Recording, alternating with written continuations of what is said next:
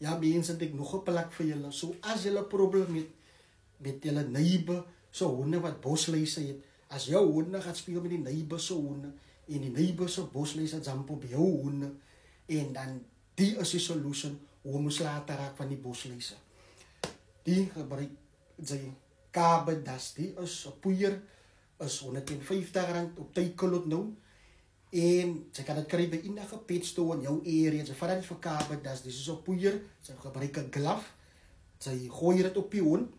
Ze vieren het in en dan los ze je hond. Of ze kan het gebruiken op jouw katten ook. Als ze zien jouw katten vliegen, dan kan ze die gebruiken op jouw katten ook. Dan, als hulle weer met die neighbors so honde speel, dan sal die neighbors so honde se bosluise bang raak because hulle sal nie weer by honde jumpie because hy kabedas op. Die maak dat die bosluise afval af van die honde, die vliee afval van die katte af. So die is baie safe om te gebruik op honde en op katte en especially as jy ander diere ook het of in general as jy hond wil skoon nou van bosluise en van vliee af, dan is die regte produk om te gebruik.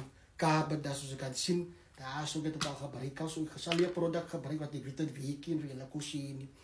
So, gebruik die produk en dan kyk julle.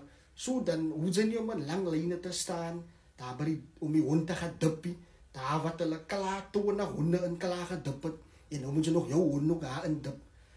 Gebruik kabedas, gooi het op die hond, daar op die bosluise, maar die bosluise gooi het op jou hele hond, dan feed jy het in maakie, ons sy jare die uit mekaar, dan moet jy sien, daar sit die bosluise of wat even vliee daar is, dan sit jy het daar, gooi jy het so op.